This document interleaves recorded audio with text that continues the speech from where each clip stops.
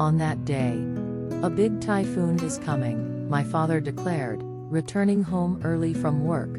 "If it takes the worst possible path, we'll be on the right side of the typhoon, so it's going to be bad," he said as he nailed wood to reinforce the window glass, preparing for the typhoon as we always did. By just after 8 p.m., we had finished dinner and were getting ready for the typhoon. "The wind is getting incredibly strong.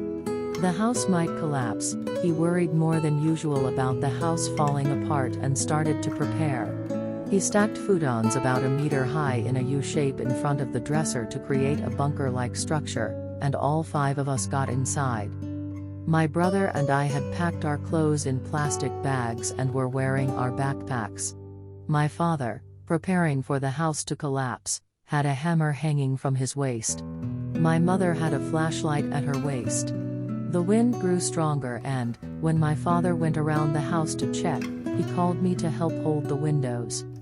For the first time, I understood the breath of a typhoon. As the typhoon exhaled, whoosh, the window glass bulged outward, looking like it might shatter at any moment.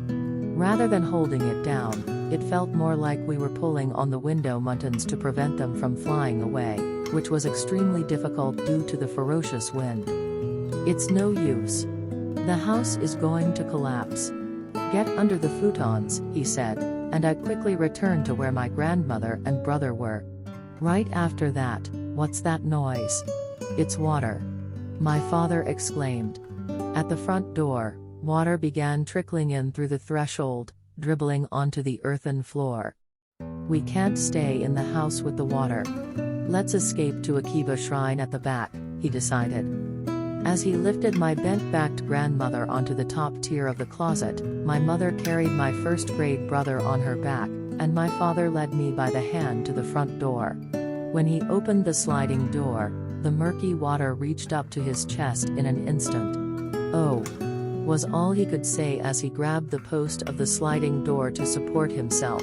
The current swept me to the right, only my fingertips managed to cling to either his collar or shoulder blade. At that moment, I saw my mother and brother on the tatami at the front of the house, but I don't remember anything from then until we got on the roof of the kitchen. During this time, my mother and brother heard my repeated cries of "My hands are slipping. Help." And at that same moment, the wooden fence outside the house washed past between my father and the post he was holding, and the muddy water rushed into the house. My father thought he had lost me when my hands slipped from his neck. My father and I were likely pushed inside by the current. I'm not sure. From then on, my mother and brother only remember fragments. Unable to escape outside, we took refuge in the attic. As the water rose, the tatami mats began to float, and I saw the TV sinking into the water as we fled. "The fear of that moment is unforgettable," my mother says. "Even though it was dark due to the power outage, something was still bright," my father and I said as we clung to the pillars and crossbeams in the courtyard, trying not to float on the rising tatami. The kitchen wall was there, so the water reached the eaves of the roof, which were quite deep, but the force seemed a bit diminished. My father managed to get onto the roof first, holding onto the gutter and then pulling me up onto the roof. When we crossed the roof, my foot slipped. It was a tin roof. "Don't slip. Don't fall. The sea is to the right," my father's loud voice I remember well. The stormy weather was intense. Looking to the right, the water was a vast expanse moving incredibly fast and shining brilliantly. I can't forget the depth of the water and its swift flow. My mother, carrying my brother, was also swept by the water while clinging to a post between the veranda and the courtyard.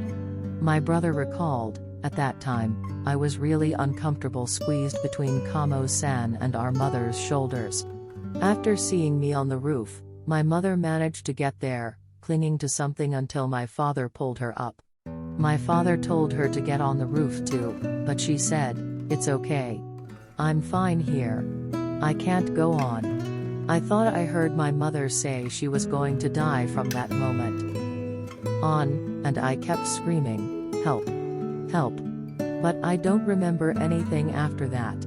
Later, my father also pulled her onto the roof. My father was breaking the tiles on the main roof with a hammer to create an opening to the attic. I don't remember how I got there, but I found myself near my father on the tin roof, and he was tossing the broken tiles aside and digging into the dirt beneath them. Suddenly, the wind and rain stopped. Looking up, the sky was full of stars. I clearly remember that. Later, I learned that we had been in the eye of the typhoon. Eventually, our family of 4 entered the attic through this opening in the roof about the size of 4 tiles. When we got into the attic, I noticed my fingertips were muddy and slightly bleeding. My father warned my brother, "Be careful with the thin ceiling boards. If you step through, there's the sea below." My brother and I sat on a thick beam in the attic and changed into dry underwear and clothes from our backpacks. We didn't know how high the water would rise, and since the roof might float if the water reached the eaves, we were tied to the beam and utterly exhausted. Our parents were worried about our grandmother, who was in the closet with the water up to her legs, and considered bringing her into the attic. At that moment, my grandmother reported, "It seems like the water has stopped." In the middle of the night, the fire brigade came around to check on us. At that time, my parents couldn't help but shout, "We're okay. We're in the attic." As dawn broke and the voices outside exclaimed, "The water has receded." We also came down from the closet. Me, a 4th grader. My brother, a 1st grader. This time, due to a curious fate, I had the chance to talk about the Isewan Typhoon for the first time in 50 years, remembering that time with my mother and brother. Our memories are all fragmented. The fear started when the water trickled in, and we can't be sure about the passage of time or even how deep the water was, maybe about 2 meters. But it's certain that all 5 of us survived. Carried by the water, pushed by the water, floating in the water, it was just good luck moment by moment. It's good that the kitchen roof didn't get carried away. The 4 of us were saved because of this roof. These are the real feelings of my mother, brother, and me. I am grateful for this opportunity to share. Acknowledgement: we are deeply grateful to the anonymous interviewee for sharing her harrowing experience. We strive to honor her precious time and valuable contribution. The interview was recorded in September 2009. Thank you for your attention. Let's learn from disasters together. See you soon.